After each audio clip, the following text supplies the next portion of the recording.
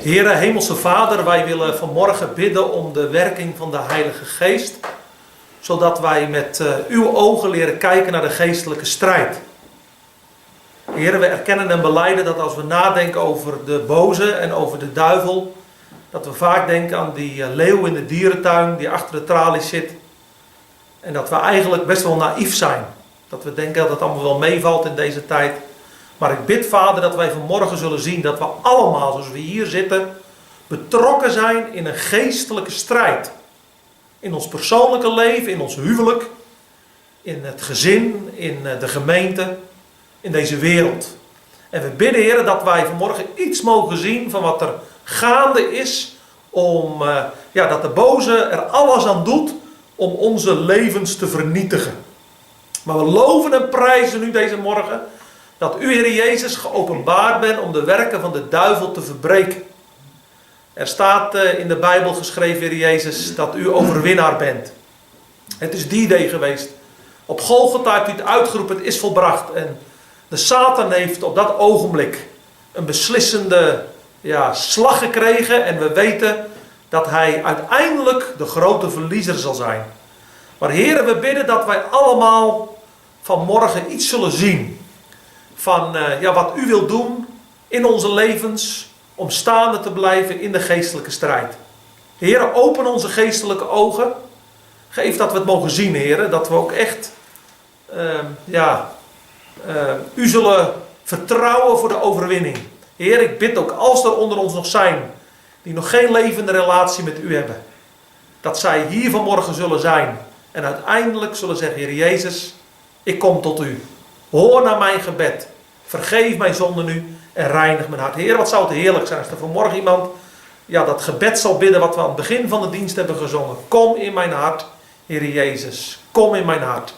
Heer, wilt u dat uitwerken door de kracht van de Heilige Geest. Heer, we willen deze preek aan u toevertrouwen en op uw leiding ook vertrouwen. En dat u tot onze harten zal spreken. En dat wij u zullen aanbidden. Vader, dat bid ik u in Jezus' naam. Amen. Nou, we hebben met elkaar gelezen uit 1 Petrus 5, vers 8 en 9. Dat ene filmpje wat jullie net hebben gezien, dat is een beetje een luguber filmpje. Maar dat heeft mij eigenlijk wel gechoqueerd. Ik was in Zuid-Afrika en ik ontmoette daar dominee Rudy Beukers. En die zegt, Arjan, ik ga in onze kerk op onze conferentie voor voorgangers spreken over de strijd tegen de boze. En ik ga een filmpje laten zien van een echtpaar wat in een wildpark is, waar die vader zo onverstandig is dat hij uit de auto stapt en uiteindelijk, laten we zeggen, door een leeuw gedood wordt. Hij zegt, ik zeg, maar waarom doe je dat? Ik zeg, dat is toch luguber? Hij zegt, Arjan, wij hebben nog steeds niet in de gaten hoe de duivel als een brullende leeuw daadwerkelijk levens probeert te verslinden. Nou, dat staat hier in deze tekst. Wij hebben te maken, want uw tegenpartij, wij hebben een tegenpartij.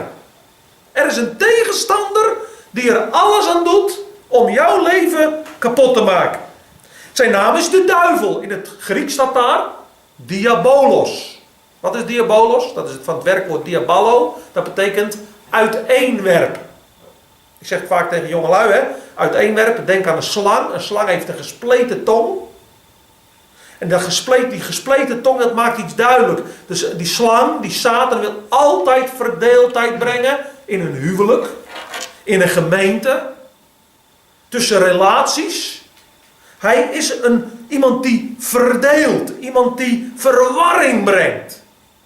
Hij houdt niet van harmonie. God en de Heilige Geest willen harmonie, eenheid brengen.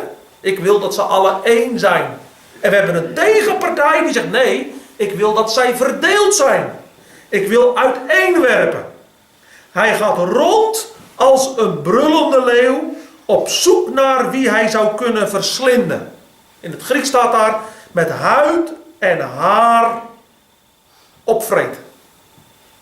Met die tegenstander hebben wij te maken. Er staat in Johannes 10 vers 10 staat er, de dief komt om te stelen, te slachten en te verderven. Ik, zegt de Heer Jezus, ben gekomen om leven te geven en overvloed. Dus wij hebben te maken met een dief die slacht, steelt en verderft. Nou, hoe bewust zijn wij daarvan als wij op zondag naar de samenkomst gaan? Hij is een dief. Hoe vaak zie je niet dat als je naar een geestelijke samenkomst gaat, dat daar ineens onrust komt in het gezin? Verwarring, met je ruzies morgens, met naar de gemeente gaan, of naar de kerk gaan, of naar een conferentie. Hoe belangrijk is het om te beseffen, er is een tegenstander. Als we straks naar huis gaan, je hebt een zegenrijke samenkomst gehad, en dan ineens dan gebeurt er zomaar iets waarvan je zegt, het heeft eigenlijk geen woorden. Je begrijpt elkaar als man en vrouw even niet, of de kinderen zijn even wat onrustiger, en je reageert in je vlees, en dan zeg je, oh, nou had ik vanmorgen zo'n heerlijke dienst gehad, en ineens alles is weg, de zegen is weg.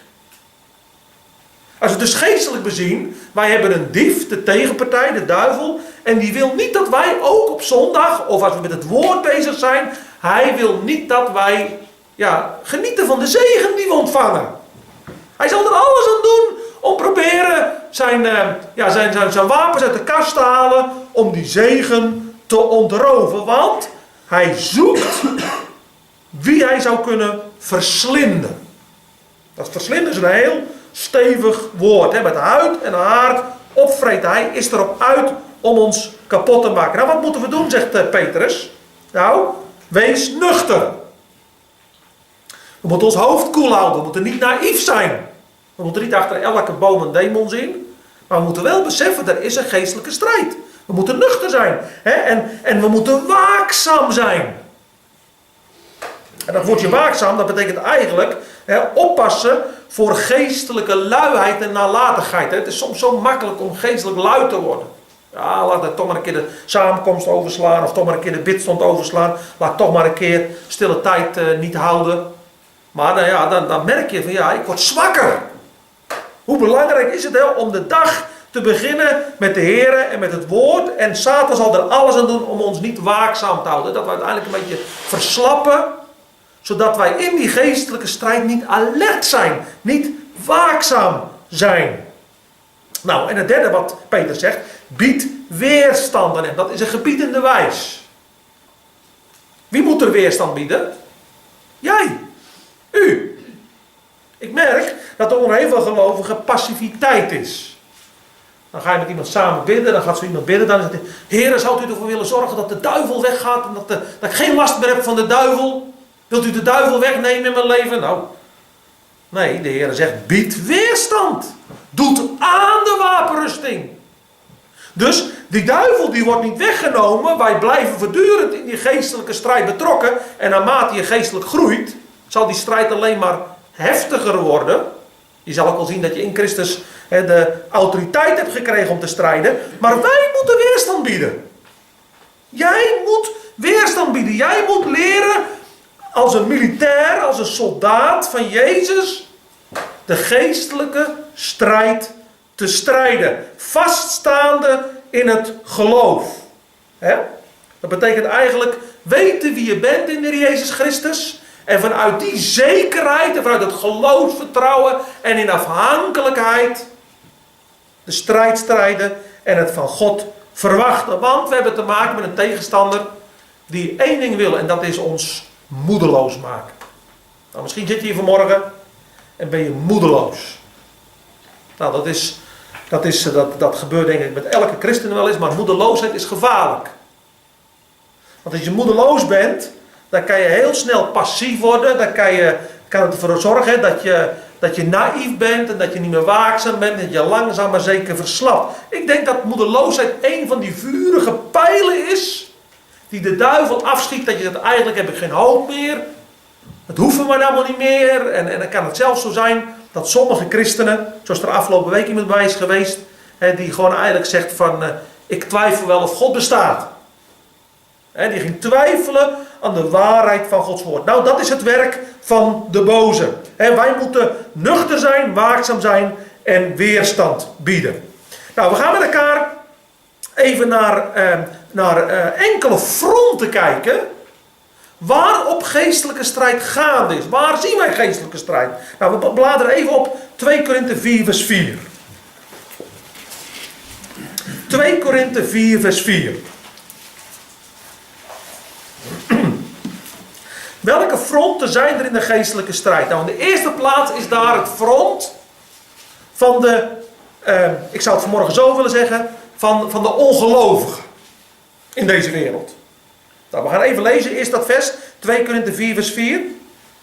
Van hen, de ongelovigen, geldt dat de God van deze eeuw hun gedachten, hun denkbeelden heeft verblind, opdat de verlichting met het evangelie van de heerlijkheid van Christus, die het beeld van God is, hen niet zou bestralen. Hier heb ik een voorbeeld bij, iets wat er gebeurd is in mijn leven. Ik ga geen namen noemen, maar ik heb in een behoorlijke behoudende gemeente in de Betuwe, heb ik veel gepreekt. Heel veel gepreekt. Op een gegeven ogenblik kwam er een ouderling naar me toe. En die ouderling zegt, Arjan, wij hebben een probleem in de gemeente.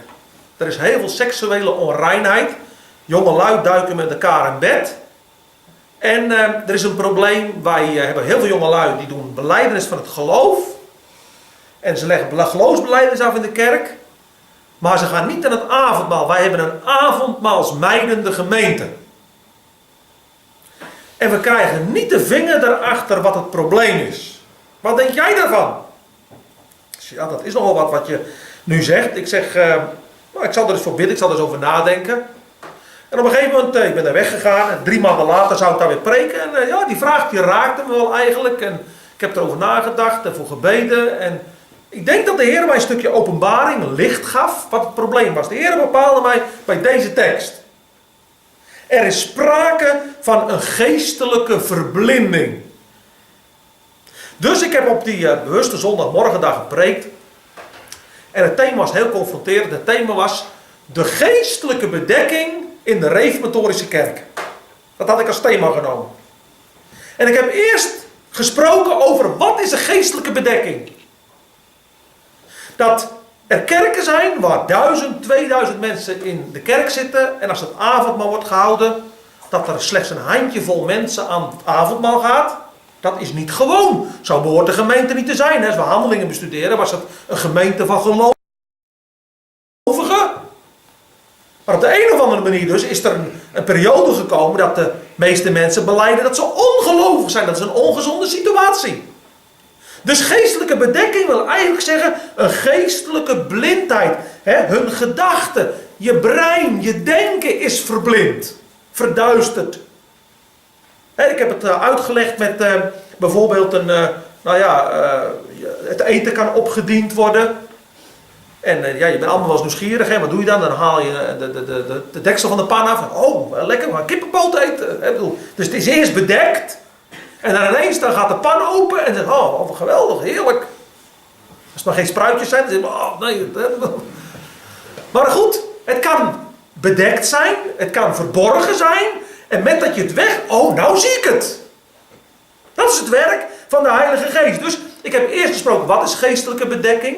Toen heb ik gesproken over hoe Satan ons denken verblindt door materiële leugens.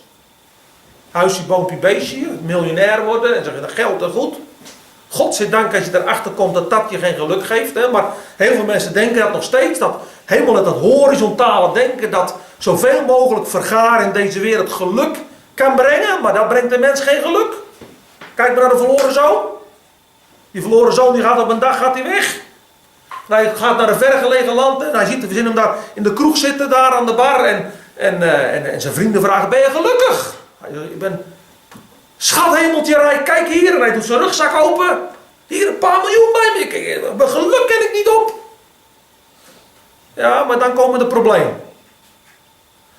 problemen. Er komt hongersnood in het land. Hij heeft zijn geld uitgegeven. Hij heeft genoten van de vrouwtjes van plezier.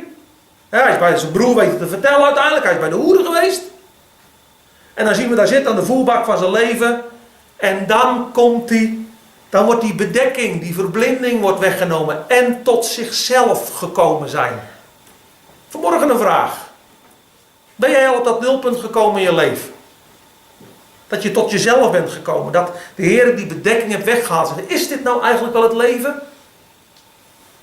dit het leven? En wat gebeurt er dan? Dan gaat ineens dat hart van zijn vader open. Hoeveel huurlingen van mijn vader hebben overvloed van brood en ik verga van honger.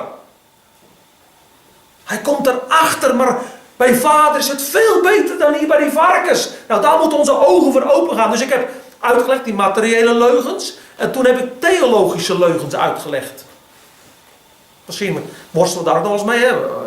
Ja, maar een mens moet eerst weten dat hij uitverkoren is. Ja, maar God moet het doen. Ja, maar tegenwoordig nemen ze allemaal zomaar de Heer Jezus aan. Ja, maar het gaat zomaar niet. En ja, maar mijn opa die was 80 toen die pastor bekeerd werd. En al die ja-maars heb ik uitgelegd.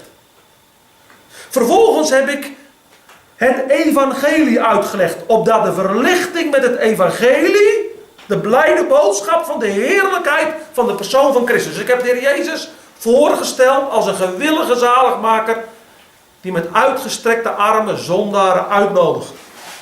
En toen ben ik de preek afgesloten met het beeld van de helikopter, de man in nood. Iemand die valt van het schip af, een Urke visser bijvoorbeeld die aan het vissen is. Hij valt van het schip af en dan wordt 112 gebeld en dan komt een helikopter aan. En wat doet die helikopter? Die werpt de reddingsboei uit. En wat is de boodschap? Grijp die reddingsboei aan. Ja, maar zal die lijn wel sterk genoeg zijn? Menen ze het wel echt? Wat zijn dat allemaal? Dat zijn geen vragen op dat ogenblik. Hij is in nood.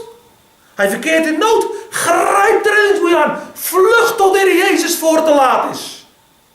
En zo heb ik dat gepreekt. En ik kwam in de kerkenraad. Het was altijd heel apart. Dat is de enige kerkenraad waar door een ouderling altijd gerookt werd. Dus die draaide zijn checkie. En nou ja, goed, een bakje koffie gedronken. Dat gebeurt ook niet veel. Ja, met elkaar dronken we een bakje koffie. Dat gebeurt ook niet veel. Dus dat was de andere kant ook weer. Bij elkaar, maar er werd niet over de preek zozeer gepraat. Ik ging naar huis. En een paar weken later kwam een vriend van mij daar preken. Een predikant. En hij noemde mijn naam. En toen zeiden ze, ja, nou heb je veel gepreekt. Maar de laatste keren waren we het toch niet met hem eens hoor. Die boodschap die hij gebracht heeft. Hij zegt, hebben jullie dat besproken in de kerkenraad? Nee, dat hebben we niet gedaan. Dan ben je niet eerlijk geweest, want daar is de kerkenraadskamer voor. Dan praat je met elkaar over een preek. En als de ouderlingen niet eens zijn met een preek, dan moet je dat delen. Hij zegt, ik ga een gesprek plannen met Arjan en ik erbij. We gaan dat uitpraten met elkaar. Dus we ontmoeten elkaar ergens in het midden van het land. En daar zaten we daar in de kerkenraadskamer. En nou ja, langzaam maar zeker vorderde het gesprek. En ze krabbelde terug en zei, nou, het was niet zozeer de inhoud van de preek, want daar konden we niks van zeggen. Maar het was meer de manier waarop. Het was te veel een evangelisatiedienst. Terwijl het de karakter van de eredienst gemist werd. Nou ja, ik kan het niet helemaal volgen, maar hij hoeft niet meer te komen. En toen voelde ik aan, dit is de kern in de gemeente. De geestelijke bedekking. Satan wil niet.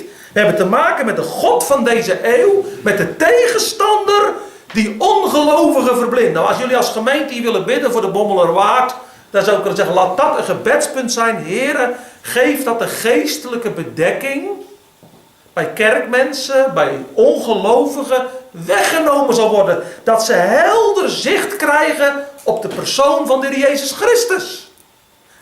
Dat is een gebedspunt waar je op mag pleiten. Heren, wilt u die bedekking wegnemen waar zoveel door verblind zijn. In het Grieks wordt daar een woordje gebruikt eigenlijk. Geestelijke afstomping. Verstand verduisteren. Bid dat het verstand verlicht zal worden. Dat is het eerste.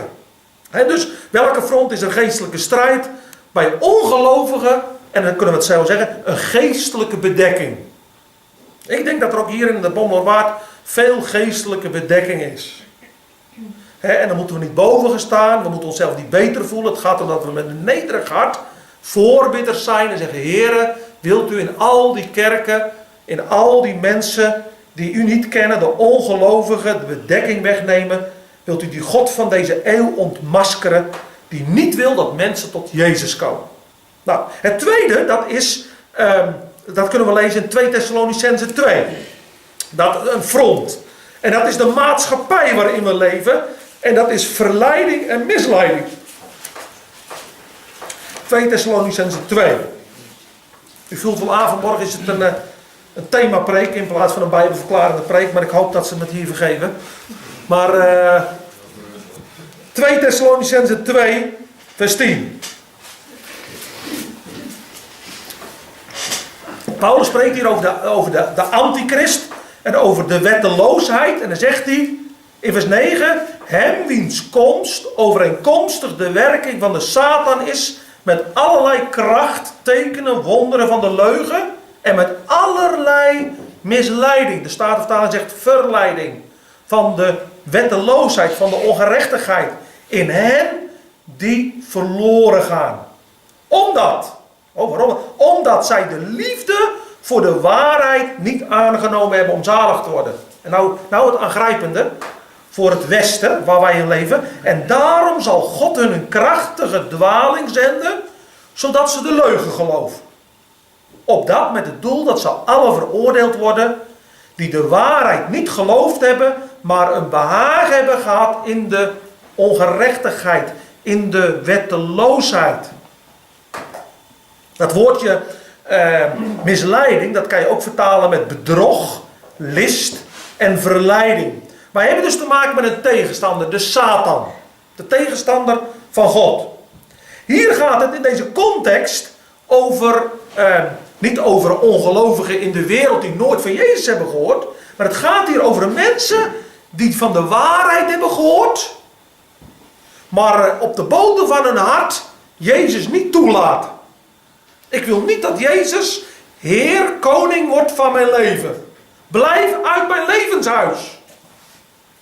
Ik wil mijn eigen wetteloze dingen blijven doen. Ik wil in de zonde blijven leven. In de ongerechtigheid blijven leven.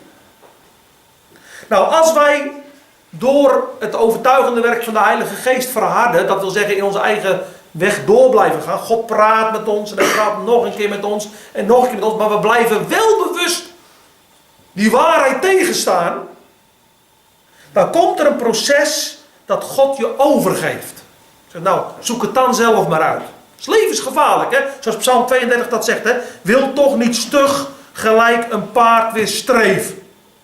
Of als een muil door domheid voortgedreven. Dat je eigenlijk, ik wil mijn eigen weg gaan.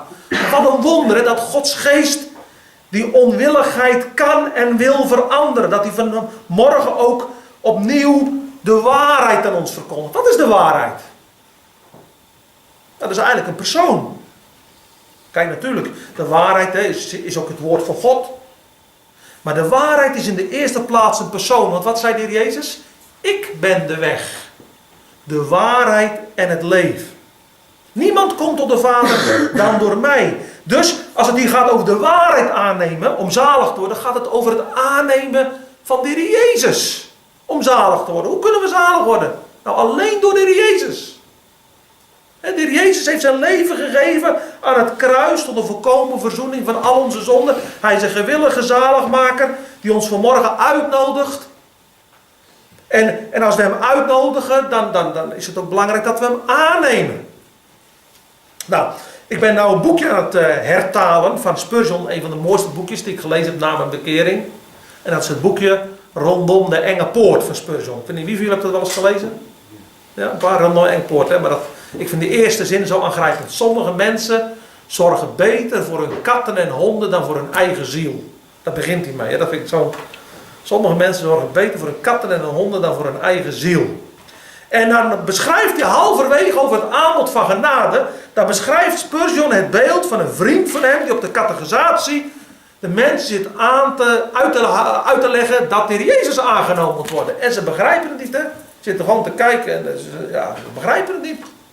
En dan bedenkt die dominee, die bedenkt wat hij zegt, nou weet je wat, dan moet ik toch maar er wat voor over hebben. Dus hij pakt niet zijn telefoon, hij pakt zijn horloge. Zijn horloge pakt hij en die doet hij af, gouden horloge. En hij zegt, dit horloge is voor jullie. En hij houdt hem zo voor, hè. Dit horloge is voor jullie. En ze blijven allemaal zitten. Ze zitten allemaal voor zich uit te kijken. Maar een heel eenvoudige jongen, arme Jozef, die zit op de achterste rij. En die staat op. En die komt naar voren en die pakt die horloge uit zijn hand. En die steekt die trots in zijn zak. En al die catechizanten zeggen, oh dominee, hij steelt die horloge.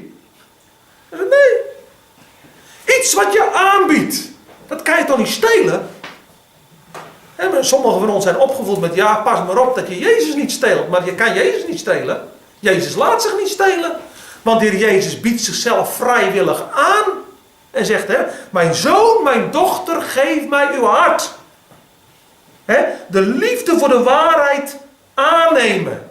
Als we hem niet aannemen, dan geloven we eigenlijk de leugen, hè? De vorst der leugenaar, de duivel. Dat is aangrijpend, hè? De duivel die altijd weer ons met leugens wil bestoken. We bladeren even met elkaar naar Johannes 8 vers 44, over leugenaar gesproken. Dat is een hele aangrijpende tekst. Johannes 8 vers 44.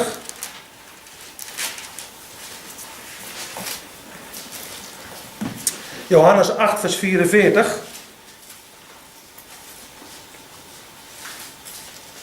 In het pericoop staat er in Johannes 8 de kinderen van Abraham.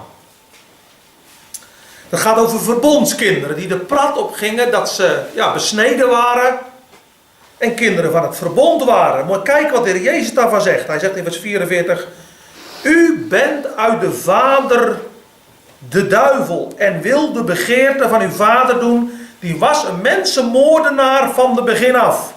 En staat niet in de waarheid, want er is geen waarheid in hem. Wanneer hij de leugen spreekt, spreekt hij vanuit wat van hemzelf is. Want hij is een leugenaar en de vader van de leug. Ongelooflijk wat er over de duivel hier wordt gezegd. Als we het hebben over een tegenstander, over een leeuw die brult en verslindt, dan kan je hier eigenlijk lezen wat hij doet. Hij is een mensenmoordenaar, een massamoordenaar, vanaf het begin van de schepping. Hij heeft 6000 jaar ervaring. Hij is hoogst intelligent. Hij is zo slim. Hij heeft 6000 jaar ervaring hoe mensen leven en met elkaar omgaan. Hij weet zo goed hoe hij mensen in kan pakken en voor zich kan winnen en in zijn klauwen kan houden. Maar dat doet hij voornamelijk door leugens. Hij is de vader van de leugen. Hij is een aardsleugenaar. Dan moet jij zo, dat is op je werk zeggen, weet je bent een grote leugenaar. Nou, de duivel, hij is een leugenaar. Hij verruïneert, hij maakt kapot. Maar dat doet hij hier. En mijn vraag vanmorgen is, als ik op kies stond, waar heeft de duivel jou te pakken? Met welke leugens heeft de duivel jou hier te pakken? Welke leugens geloof je nog van hem? Een van die leugens kan zijn, als ik maar voldoende geld heb of als ik maar status heb, dan brengt het mij geluk. Het is een leugen. Ja, ik voel me waardeloos, ik voel me vuil, ik ben niks waard. Ik ben een sukkel, ik heb niks gepresteerd in mijn leven. Vrouwen die hebben ook vaak in hun denken soms van die negatieve gedachten over zichzelf. En die andere vrouwen kunnen het veel beter. En wie ben ik? En leugens. Laat ik het zo zeggen vanmorgen. Ik zie dat mannen veel meer met hun ogen verleid worden. En dat ze op dat terrein, laat me zeggen, soms leugens gaan geloven. Dat je zegt van, als ik dat maar heb, dan brengt het me geluk. Of dat je met je oogpoort naar zelfs verleiding toelaat. Dat je naar mooie vrouw kijkt. Als ik nou zo'n mooie vrouw zou hebben, dan zal het me gelukkig maken. Of als je achter je beeldscherm zit, of achter je telefoon zit en dat je soms zit door te klikken en denkt, dat brengt allemaal geen geluk. Maar vrouwen die hebben soms veel meer, als het gaat over een identiteit, een strijd, hier in een bovenkamer. Als het gaat over een zelfbeeld. Ook mannen kunnen ermee worstelen, maar vrouwen negatief zelfbeeld. En dat je negatief over jezelf denkt. En dan ga je in de golf. Dat je laten we zeggen, met minderwaardigheidsgevoelens kampt. En we hebben te maken met een tegenstander. Die de vader van de leugen is. En hij zit het maar allemaal binnen te werpen. En als je die leugens gaat geloven, dan kom je steeds meer in de kluwen van de boze terecht. En dat je gewoon zegt, ik kan gewoon het hoofd niet meer boven water houden. Ik red het niet meer. Wat is dan belangrijk? Nou, het is heel belangrijk dat wij de waarheid daar tegenover stellen. Want Jezus is de weg, de waarheid en het leven. En we zijn vanmorgen gekomen samen als gelovigen. En wat mag de gelovige nu weten? Nou, zoals een lied het zegt over Johannes de Heer. Ik ben een koninklijk kind door de Vader bemind. Ik vind het zo'n mooi woord, hè. In het Nieuwe Testament, dan spreken de apostelen heel vaak de gelovigen aan met geliefde. Door God geliefd. Een vriend van mij, die kwam op een jijdaravond en die leefde midden in de zon. Echt in de duisternis van de zonde, in de seksuele onreinheid. Hij bezocht prostituees en dan kwam hij daar op een jijdaravond. En dan sprak broeder Henk Binnendijk. En Henk die keek zo al die jonge lui aan. En toen zei Henk, geliefde. Heb je dat ooit wel eens op je in laten werken? Dat jij door God geliefd bent. En dat brak zijn hart. Dat werd zijn bekering. Dat ene woord. Geliefd. Hoe vaak geloven de duivel? De duivel die zegt altijd, ja, je bent dit en je bent dat en je bent zus en zo. Maar wat doet het toe wat de duivel over ons zegt? Wat zegt God over ons? Kijk, als je vanmorgen zegt, ik kan zonder de Heer Jezus niet leven. Ik heb de Heer Jezus lief. Wat zegt God dan over je? Zegt God, in Christus ben jij mijn geliefde kind. Ben je een parel in mijn hand. Dan wil ik je vanmorgen omhelzen. Dan wil ik je aan mijn hart sluiten. Je bent door mij geliefd. Geaccepteerd. Kijk, dit jaar de 500 jaar reformatie. Maarten Luther. Wat was de boodschap van Maarten Luther? De rechtvaardiging van de goddeloze. Wat betekent dat? Dat God jou accepteert als een goddeloze. Omdat je op zijn zoon Jezus vertrouwt. Maar dat is binnendringen van. God accepteert mij zoals ik ben. Met al mijn goddeloosheid en zonde. Waarom? Omdat ik weet dat ik een redder en een zaligmaker nodig heb. En dat ik tot hem moet vluchten voor mijn behoud. En als ik op hem vertrouw, de Heer Jezus. Dan zegt God, ik zie geen zonde meer in jou. Je bent voor mij volmaakt, rein en heilig. Je bent een parel in mijn hand. Je bent kostbaar in mijn oog. Ik heb je in beide handpalmen gegraveerd. Valt dat kwartje wel eens in ons leven? Dan zeggen, heren, jullie krijgen straks van mij een flyer mee hoe te bidden bij geestelijke aanvechting en strijd. En daar begint het eigenlijk mee dat je gaat zien wie je bent in de Heer Jezus. En dat je daarin gaat staan en God voor gaat danken vanuit de verwondering. Wij moeten niet luisteren naar die leugenaar, naar die vader van de leug. Hij is een mensenmoordenaar, hij maakt jou kapot. En dat doet hij vaak hier. Door je geen hoop meer te geven, wanhoop, moedeloosheid. En waarom gebeurt het allemaal in mijn leven? God wil jou bemoedigen vanmorgen. Romeinen 15 vers 13. God is de God van de hoop. En hij wil ons vervullen met alle blijdschap en vrede in het geloof. Hij wil ons bemoedigen. Hij is de God van de hoop. Er is hoop. Maar de Satan die zal zeggen, er is voor jou geen hoop meer. Er is voor jou geen hoop meer. Maar hij is een massamoordenaar, een mensenmoordenaar. Vanaf het begin van de schepping. Hij verruïneert mensenlevens.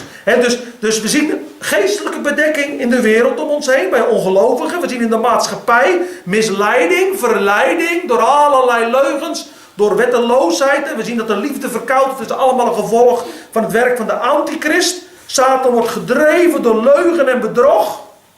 En hij wil uiteindelijk dat we ons hart niet openen voor de waarheid. Maar dat wij in de duisternis verder blijven leven. Maar nou gaan we iets verder nog geestelijke strijd. Wat er ook in de gemeente kan zijn. Hè? We gaan met elkaar naar 2 Korinthe 11 vers 3. 2 Korinthe 11 vers 3.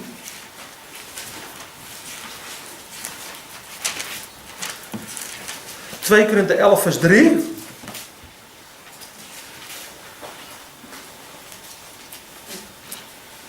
We beginnen bij vers 2. Het gaat hier over Paulus. Die zegt, want ik beijver mij voor u met een ijver van God. Ik heb u immers ten huwelijk gegeven aan één man om u als een reine maagd aan Christus voor te stellen. Maar ik vrees dat zoals de slang met zijn sluwheid, zie je het weer met zijn sluwheid, Eva verleid heeft, zo misschien ook uw gedachten bedorven worden, weg van de eenvoud die in Christus is. Want als er iemand komt die een andere Jezus predikt, die wij niet gepredikt hebben, of als u een andere geest ontvangt dan die u ontvangen hebt, of een andere evangelie dat u niet aangenomen hebt, dan verdraagt u dat best. Nou, hier gaat het over de sluwheid van de slang. In de gemeente. Paulus die zegt, ik heb een passie. En die passie, dat is Jezus. En ik verlang erna om jullie ten huwelijk te geven. Hij ziet zichzelf als een huwelijksbemiddelaar. Die de gemeente bij de Heer Jezus brengt. En die zegt, ik verlang erna dat jullie een reine maagd zullen zijn. Dat je niet straks met een trouwjurk trouwt. Wat helemaal onder de modder zit. Nee, ik wil jullie voorbereiden. Ik wil de boodschap brengen. Ik wil jullie onderwijzen. Zodat er reiniging, heiliging komt. En dat wij allemaal gereed zullen zijn. Als we hebben gezongen, Maranatha, Heer Jezus komt terug. Dat als de Heer Jezus terugkomt. Dat we er klaar voor zijn. Maar, zegt hij, maar ik vrees. Oh, Paulus die heeft een vrees in zijn hart. Dat die slang in de gemeente bezig is. Die op een hele listige manier, zoals Eva verleid is, misleid is. Langzaam maar zeker, moet je goed luisteren, wat staat hier? Hoort je? Uw gedachten. Zie je dat, hoe vaak het woord gedachte terugkomt?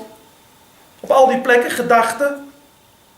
Uw gedachten, dus die bovenkamer, daar gaan we straks al mee eindigen ook, maar die moet beschermd worden. Satan komt via de bovenkamer binnen, in het denken in levens van mensen. En hij probeert dat te bederven. Maar nou komt het waarom, wat doet hij dan? Nou, hij doet ons afwijken van de eenvoud in Christus. Paulus die zegt, ik wens niets anders te preken dan Jezus Christus en het kruis. En wat zien we nou in deze tijd? En laten we het allemaal dicht bij onszelf houden. Wij zijn zo snel geneigd om af te wijken gewoon van de persoon van de Heer Jezus Christus. Dat we weer ons gaan bezighouden met een plus. Christus plus. Gelaten. Christus plus besnijdenis. En Christus plus het houden van de Sabbat. Christus plus tongentaal. Christus plus de gave van de geest. Christus plus heiliging. Ik heb mensen meegemaakt die helemaal de gemeentevisie. Christus plus de gemeentevisie. Wat zijn wij toch altijd weer mensen die... Misschien kom je ook uit zo'n gemeente of uit de kerk. Hè, maar hoe snel gaan wij weer samenkomen rondom een plus? Ik heb het meegemaakt dat er een kerk was. Dan mochten de jongelui alleen maar belijdenis van het geloof afleggen. Als ze ondertekenen dat de meisjes niet langer zouden skileren langs de weg. En nooit meer een broek zouden dragen. Enzovoort, enzovoort, enzovoort. Dan gaan we allemaal met wetten en regels gaan we invoeren. En dat wordt onze clubcultuur. Dat wordt onze gemeentecultuur. En we zien de Jezus buiten de gemeente staan en kloppen op de deur. Openbaring 3 vers 20. Zie ik staan de deur en ik klop. En wat zegt de Jezus? Met eerbied. Hallo. Goedemorgen. Gaat het nog om mij?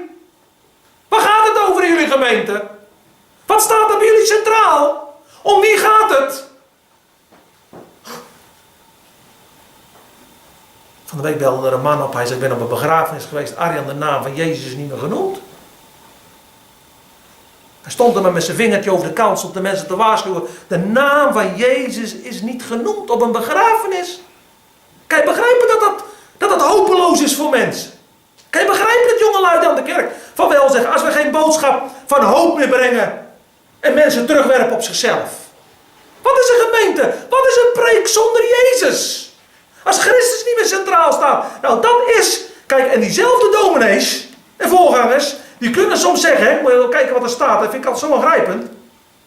In vers 13. Want zulke lieden zijn valse apostelen, bedrieglijke arbeiders, die zich voordoen als apostelen van Christus. En geen wonder, want de Satan zelf doet zich voor als een engel van het licht. Als een engel van het licht. Wat is een engel van het licht? Dat is iemand die de focus van de Heer Jezus afhaalt. En die, laten we zeggen, de gedachten van mensen zo benevelt dat het niet meer gaat om de Heer Jezus. Dat de Heer Jezus Christus niet meer centraal staat. Hè? Dus wat zo belangrijk is in onze geestelijke strijd, dat het belangrijk is dat Christus centraal staat. En dat is echt mijn gebed ook voor deze gemeente. Dat we met elkaar samenkomen rondom de Heer Jezus. Niet rondom leerstelling in de eerste plaats. Ik ben ontzettend lief voor sound doctrine, voor gezonde doctrines. Maar we moeten altijd weer terug naar de kern. Wij komen samen rondom de Heer Jezus. Daarin weten we ons één. En we kunnen over bijzaken verschillen. Maar laten wij Dat we toch echt beseffen dat het gaat om hem en hem alleen. De geestelijke strijd. De laatste front. En dat is ons huwelijk en gezin. We bladeren even naar Handelingen 5 vers 3. Handelingen 5 vers 3.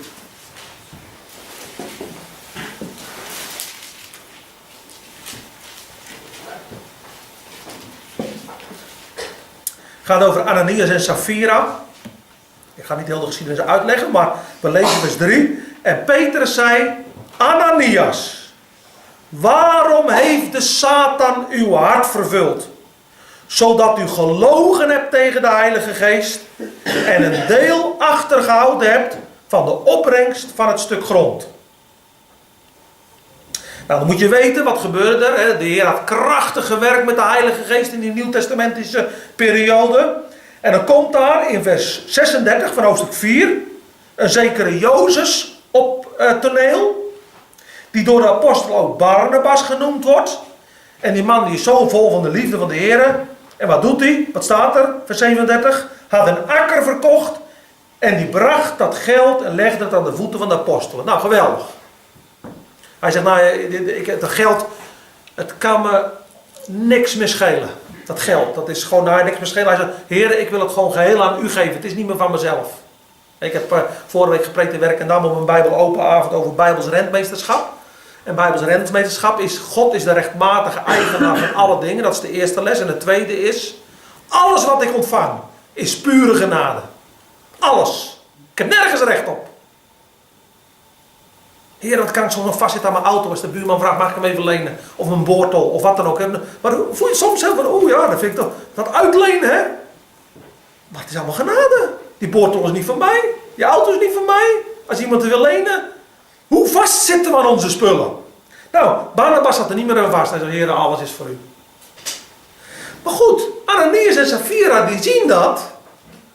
En op de een of andere manier heeft God wel wat in hun hart gedaan. Want er staat nergens dat ze hun land moesten verkopen. Hoeft helemaal niet. Maar ze hadden toch iets van, ja Heer, ik ben het wel waard. Kijk, en dan gebeurt daar iets. Wat is er nou in hun hart gebeurd? Hier staat heel duidelijk dat de Satan daarachter zit. Het is zo belangrijk ook als het gaat over je huwelijk. Hè?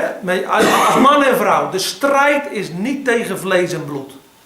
Satan die wil altijd dat je als man en vrouw tegenover elkaar komt te staan. Dat je tegen elkaar gaat bakleien en vechten enzovoort. Maar dan moet je eigenlijk zeggen, kom laten we alsjeblieft daarmee stoppen. Laten we samen strijden tegen de duivel in plaats van tegen elkaar. Maar hier gebeurt iets. En ja, ik denk zelf persoonlijk dat kernwoord is toch wel een beetje schijnheiligheid. Toch, ze wilden zichzelf beter voordoen dan ze waren. Er was geen enkel probleem als zij die akker voor 2 ton hadden verkocht. En hadden gezegd, weet je, wij houden €50.000 voor onszelf. Er was geen enkel probleem als ze naar de apostel hadden gegaan. En ze zeiden, nou, luister Petrus, wij hebben onze akker verkocht. €150.000 voor de kerk, €50.000 houden we zelf. Dat is helemaal geen probleem geweest. Maar zij wilden zichzelf beter voordoen als ze waren. Dat is denk ik een groot gevaar wat Satan altijd wil doen in de gemeente. Dat we onszelf niet kwetsbaar op durven stellen. Eerlijk durven zijn over de gesteldheid van ons hart. Ook in het huwelijk. Kijk maar naar het paradijs. Adam en Eva, ze verbergen zich en ze gaan vingerwijzen naar elkaar. Ja, maar jij hebt tegen mij gezegd. En we gaan elkaar beschuldigen. Geestelijke strijd in het huwelijk is niet vechten tegen elkaar. De strijd is niet tegen vlees en bloed, zegt Paulus in Efeze 6. De strijd is tegen de overheden en de macht in de lucht. Satan kan zelfs kinderen van God soms gebruiken om verdeeldheid te creëren. Hè? Dus we moeten dus beseffen, Satan die probeert ook in mijn leven een brug over te vinden om schade te brengen naar anderen toe. Satan is een leugenaar, een moordenaar, hij is een dief. En dus het is heel belangrijk. Dus Ananias en Safira, ja, als gezin, als huwelijk waren ze toch een beetje, ze hadden elkaar gewoon moeten corrigeren. Safira moet zeggen, Ananias, dat is toch niet eerlijk? Ze heeft meegespeeld in dat onderheen hoedje spelen, zichzelf beter voordoen. Ik denk dat communicatie in een huwelijk is heel belangrijk. En ik merk zelf ook, Mevrouw is hier vanmorgen, dus die kan me controleren daarin. Maar dat is soms na 18 jaar, hè? 17, 18 jaar trouwen. Is dat nog steeds, moet ik zeggen, een kunst. En een genade. En om op dezelfde golflengte te zitten. Maar ook gewoon eerlijk te zijn naar elkaar. Kwetsbaar te zijn. Natuurlijk mag je elkaar op zonde wijzen, op fouten wijzen, maar met welke gezindheid doen we dat? Ananias en Safira wilden in de gemeente toch een beetje een soort aureool hebben van hooggeestelijkheid. Kijk eens wat Barnabas heeft gedaan, dat doen wij ook. Maar ik vind dat zo'n mooi boek van Paul David Tripp, Gevaarlijke roeping. Preek de genade ook tegen jezelf als voorganger. In je huwelijk. Heren, wij hebben uw genade elke dag nodig. Durf kwetsbaar te zijn en eerlijk te zijn. Hè? Ook over wat er in je hart omgaat. Nou, in een huwelijk is dat heel belangrijk. Hè? Dat wij eerlijk communiceren. Hè? Ook naar elkaar toe. En dat we ook dat we niet hypocriet zijn. Dat we schijnheilig zijn. Dat we onszelf beter voordoen. Hè? Maar dat we ook ons hart openen voor elkaar. Nou, ik wil kort. Ik merk dat dit waren de gedachten die vanaf gisteravond erg sterk in mijn hart leefden. Maar als ik nou ga naar wat moeten we nou doen, dan wil ik nog kort 3 punten noemen. Die ga ik iets minder uitgebreid behandelen. Maar het eerste wat we moeten doen, dat is bidden om geestelijke onderscheiding. En dat we in deze tijd waarin zoveel gebeurt, waar zoveel geestelijke strijd is, bid om geopende ogen. Het gaat over de verlichting met het evangelie. Maar een van de gaven van de geest in 1 Korinthe 12 vers 10 is onderscheiding van geest. Heere, open mijn ogen. Heere, geef mij sensitiviteit voor de geestelijke wereld. Geef, Heere, dat ik in mijn huwelijk, in de gemeente, in deze wereld, dat ik bewust ben van de geestelijke strijd. Dat ik geopende ogen krijg. En als je daarin mag groeien, dan ga je het soms veel duidelijker zien. Dat je zegt, in die films die de kinderen kijken, of in de computerspelletjes. Nee, Heere, dat kunnen we niet toelaten. Want dat is de boos die probeert binnen te komen. Heer, bescherm ons daarvoor. Hè? Dus geestelijk onderscheidingsvermogen. Een hele belangrijke tekst die ik fijn vind als jullie die even opslaan met mij is 1 Johannes 4 vers 4. In vers 1 wordt er ook gesproken over geestelijk onderscheidingsvermogen. 1 Johannes 4 vers 1.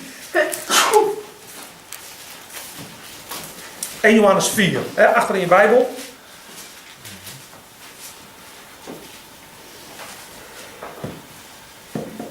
En Johannes 4 vers 1. Geliefde, geloof niet elke geest, maar beproef de geesten of ze uit God zijn. Vers 1. Want er zijn veel valse zalvingen, profeten in de wereld uitgaan. Dat is ook de nood van de eindtijd. Ik vind het ook heel belangrijk om dit hier in de gemeente te zeggen. Internet, dat is iets geweldigs. De boekdrukkunst, geweldig. Na de reformatie werden de Bijbels gedrukt en alle huiskamers kwamen Bijbels. Maar later kwam ook de rommel en de rotzooi in de huizen. Internet is geweldig. YouTube filmpjes, kijk op geloofstoerusting.nl, haardkraai.nl of andere websites. Er is zoveel goed materiaal. Om filmpjes te kijken. Maar we leven in een tijd waarin er zoveel op ons afkomt. Dat we moeten zeggen, ja, ik beproef niet de geesten zo snel of ze uit God zijn. Maar we moeten het ook onderzoeken. We moeten ook bidden om licht. Als je zegt, ja, ik vertrouw het niet. Ga dan naar je oudste of naar je ouderlingen toe. Je zegt, ja, ik worstel daar een beetje mee. Bid in de eerste plaats zelf om leiding. Maar als je er niet uitkomt, bid dan voor anderen. Maar nou komt het grote geheim, vers 4. Ook weer lieve kinderen. Geweldig hè, dat zo'n man van 93 of van 95 tegen zijn discipelen zegt, lieve kinderen. U bent uit God. En u hebt hen overwonnen, namelijk die boze geesten.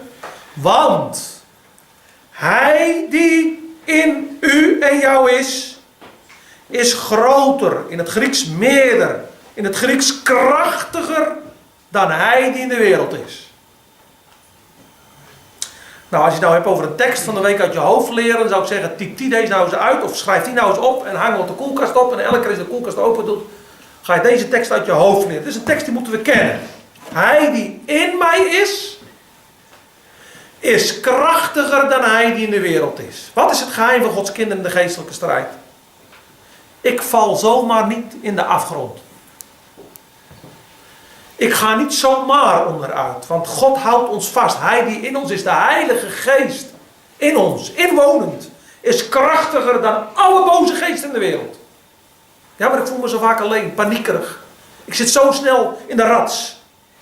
Ga deze tekst dan proclameren. Heere, ik dank u dat de Heilige Geest in mij krachtiger is dan al die boze geesten die mij angst aanjagen, mij moedeloos maken, mij wanhopig maken. Heere, want ik ben uw lieve kind. Ik ben uw geliefde kind. Heere, ik ga staan op de waarheid. Ik voel het niet. Want rechtvaardig zal door het gevoel, nee, door het geloof leven. Ik voel het niet, maar ik geloof het omdat u het zegt. Heere, ik dank u dat hij die in mij is, de Heilige Geest, sterker is dan hij in de wereld is. Heere, ik dank u voor het geweldige geheim dat er een krachtbron in mij is. Heere, wilt u mij bemoedigen? Wilt u mij kracht geven? Wilt u mij de moed geven om die angsten niet toe te laten in mijn denken? Want die geestelijke strijd, die wordt gestreden door boze machten en krachten. Dus wat moeten wij doen? Bidden om onderscheiding van geesten. Bidden dat we gaan zien hoe rijk wij zijn in de Heer Jezus. Dat Heer, ik weet het, de geest woont in mij, die is krachtiger. Maar ook, hoe moet ik het vanmorgen zeggen, maar ook dat ze derde zien dat ik in Christus autoriteit en gezag heb. In Christus heb ik autoriteit en gezag. Nou, ga ik uitleggen. Heel belangrijk, dit had ik nu uitgelegd.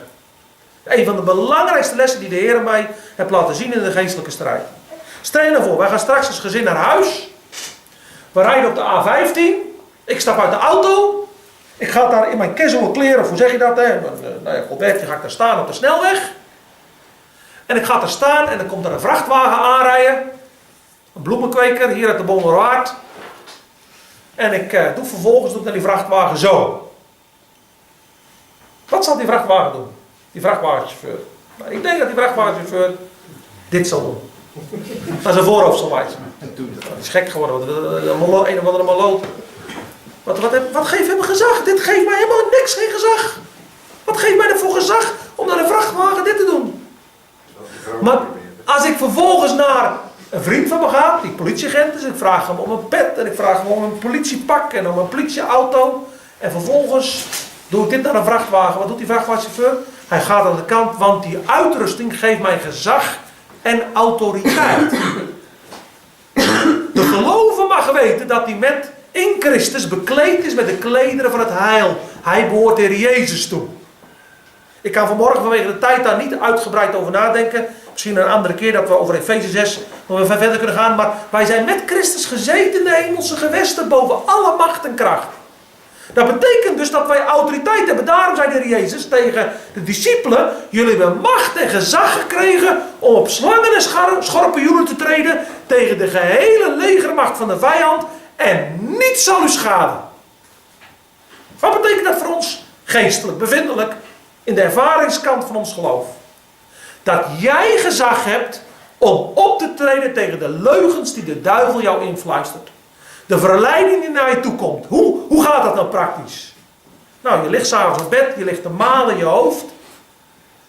En je denkt negatief over jezelf. Dat wil zeggen, je wordt neergedrukt door moedeloosheid, door minderwaardigheidsgevoelens. Je bent onderweg met je auto en er komt verleiding en verzoeking op je af. En dan moet je weerstand bieden. En hoe doe je dat? Dat de Heer ineens laat zien, oh ja, maar dat is waar ook.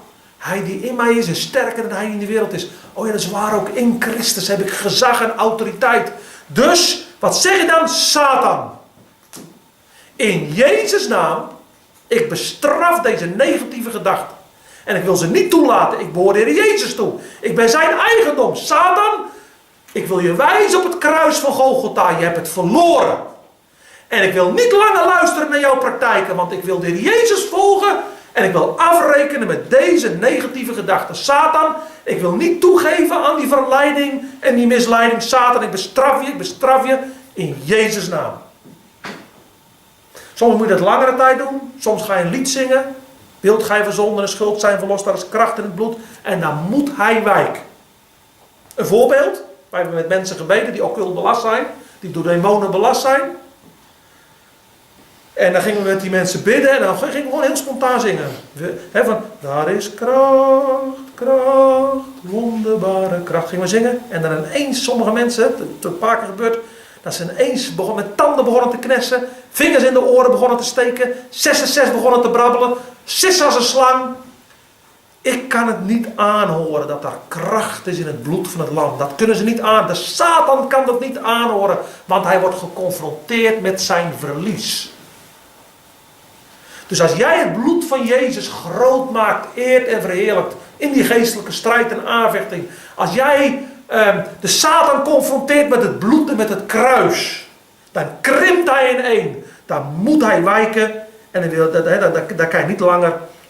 dan kan hij niet langer daarmee doorgaan. Dan moet hij weggaan. Het laatste wat ik wil zeggen is, blijf staan in de geestelijke strijd. Dus de laatste tekst die we opslaan, Efeze 6. Ik ga het niet helemaal uitleggen, maar even jullie ergens op wijzen. Efeze 6.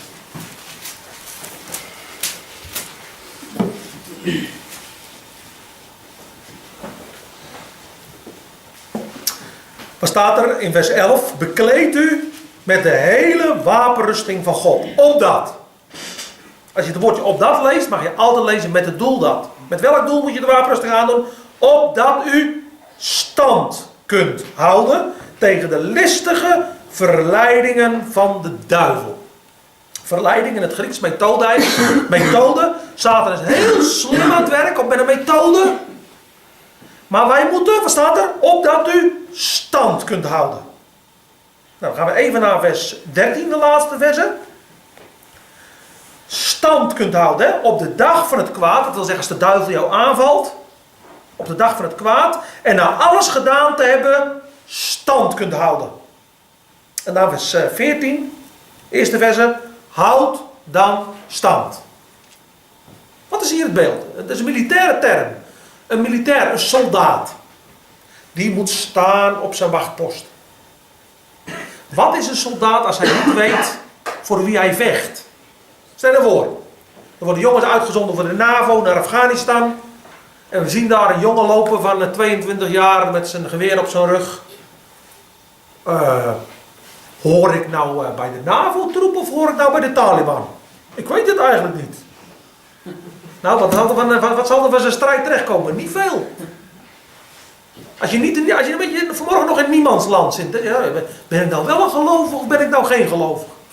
Ben ik wel een kind van God of geen kind van God? Ben ik nou wel een christen of geen christen? Wat denk je in de geestelijke strijd? Gaat hem niet worden, denk ik. Dan kan je niet strijden. Als je niet weet waar je staat. Dus vanmorgen ook een appel voor ieder van ons. Weet waar je staat. Maak een keuze. Ja, heren, ik wil u aannemen en ik wil een soldaat voor u zijn. Dat ik stand kan houden. Dat ik staande zal blijven. Want wat gebeurt er? We hebben te maken met een tegenstander die ons pootje haakt. Die ons schiet. Die ons aanschiet en die probeert ons te verwonden. Dat we vallen. En wat wil hij dan? Dat we lekker blijven liggen. Dat is uiteindelijk zijn grote doel. Hij haat actieve soldaten. Satan haat radicale volgelingen van Jezus. Dat haat hij dus. Hij probeert alles eraan te doen om ons plat te krijgen. Dat je weer toegeeft aan die boezemzonde waar je jarenlang mee geworsteld hebt. En dat je weer als kind van God niet effectief bent. Hij probeert je plat te krijgen. Maar wat moeten we doen als wij vallen? Het staat in de Bijbel, de rechtvaardige zal 7 maal vallen. Of staat dat ook weer? Of die zal vele malen vallen. Maar we struikelen alle en vele, zegt Jacobus. En we struikelen allemaal in woorden en in daden. Wat moeten we dan doen? Nou, niet in de zonde blijven liggen. Niet in de zonde blijven liggen. En niet aan Gods genade twijfelen.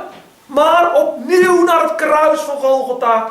En zeggen, Heer, ik erken een beleid. Ik heb zojuist gefaald. Ik heb lelijk gereageerd naar mijn collega. Heer, wilt u het vergeven? Je gaat naar je collega terug en zegt, jongens, luister joh. Ik ben een christen. En ik heb lelijk gereageerd. En God overtuigt me dat het zonde is. Wil je het me vergeven? Is dat goed? Tussen jou en je collega. En je beleidt het. Je bent misschien met je werk bezig. Je staat achter een lopende band. Of je bent aan het metselen. Of noem maar wat. Heer, ach. Vergeef me, Heer, dat ik net zo lelijk deed tegen je. Het is terecht tussen jou en de Heer. En jou en je naast. Als je zondigt Ten opzichte van een naaste moet je het ook naar je naaste belijden naar de Heer. Maar als jij gezondigd hebt tussen jou en de Heer, dan moet je naar de Heer toe belijden. Als je valt in zonde, belijd je zonde. Breng het naar de Heer in het licht. Dus als je zonde, dan moet je het niet blijven liggen. En ook niet twijfelen aan Gods genade, want daar is genade overvloeiende voor de grootste der zondaren. Er is bloed gevloeid op Golgotha om ons die zonde te vergeven. En dan moeten we opnieuw opstaan en zeggen, Heere, wilt u opnieuw mij nabij zijn? Geef dat ik kracht mag krijgen om uw soldaat te zijn in de strijd. Dus blijf staan. En over die wapenrusting, daar komt misschien een andere keer nog eens een keer aan toe. Of er zal hier iemand uit de gemeente over preken. Maar dat is nog iets wat in het verschiet ligt. We gaan eindigen met gebed. En laten we God bidden of de Heer ook deze woorden aan ons hart wil heiligen en in ons hart wil brengen. Laten we bidden. Heere, Hemelse Vader. Wij willen u loven en prijzen voor de waarheid. Wij willen u loven en prijzen dat er kracht is in het woord. Want uw woord is levend en krachtig. Heere, u weet of het vanmorgen ook herkenbaar was in ons leven. Of het ons hart enigszins heeft geraakt. En Heere, als hier vanmorgen iemand is die zegt, ja, ik ben die ongelovige. Ik ben degene die nog geen levende relatie heeft met Jezus. Dan mogen we hier in Bruchem op deze zolder van de boerderij mogen we heel eenvoudig zeggen, in alle stilte, Heer Jezus, hier ben ik. Ik nodig u uit om in mijn hart te komen, Heer. Vanmorgen heb ik dat lied gezongen, kom in mijn hart, Heer, maar doe het op dit ogenblik. Ik wil geen passieve soldaat zijn. Ik wil niet van 2 walletjes mee eten, maar Heer Jezus, ik wil ook een soldaat van u zijn. Ik wil ook die geestelijke strijd strijden. Dan mogen we heel eenvoudig de Heer zeggen, Heer, die leugens, u kent ze in mijn leven, Heer, ik belijd ze voor u. Ik wil die leugens niet langer geloven. Ik wil uw woord geloven. Ik wil de waarheid omhelzen. Ik wil de Heer Jezus aannemen. Ik wil de waarheid van het woord aannemen. En ik verlang ernaar om niet langer een grijze muis te zijn. Maar ik verlang ernaar om ook uw liefde te ervaren. Heer, wat is het heerlijk om vanmorgen ook te mogen horen dat we echt door u geliefd kunnen zijn. Omdat wij uw zoon lief hebben. Dat u zegt, je bent geliefd. Je bent door mij geaccepteerd. Ik dank u voor dat geweldige van de rechtvaardiging, Heer. Dat u ons accepteert zoals we zijn. Met al onze tekortkomingen, lekken en gebreken. Met ons falen. Met de zwarte bladzijs van ons leven. Dat u ons accepteert. Niet op grond van onze rechtvaardige daden. Maar op grond van het bloed van het lam. Heer, daar dank ik u voor. Dat we uw kind kunnen worden. Dat u de goddeloze rechtvaardigt. Wat een geweldige boodschap van hoop voor iemand die er is die zich wanhopig voelt. Dat u de goddeloze rechtvaardigt. Vader, ik dank u daarvoor. Heer, werk met uw geest in onze hart. En Heer, als er terreinen zijn in ons leven waarin we geestelijke strijd ervaren. Geef dan, Heer, dat wij doen wat uw woord zegt. Dat we weerstand bieden, omdat we uw soldaten zijn. Dat we in die gezagspositie gaan staan. Dat wij in die autoriteit gaan staan. En dat wij u gaan groot maken. Dat we niet lui zullen zijn. Dat we waakzaam zullen zijn. Dat we zullen optreden en weerstand zullen bieden. Leer ons die lessen, Heer. Ik dank u voor ieder die hier vanmorgen is. Voor elke gast, voor elk gemeentelid. En ik bid, Vader, dat u ons rijkelijk zal zegenen in uw wonderbare naam. Vader, we willen u loven en prijzen, Heer, dat u de God van de hoop bent. We aanbidden u, we eren en verheerlijken u in Jezus' naam. Amen.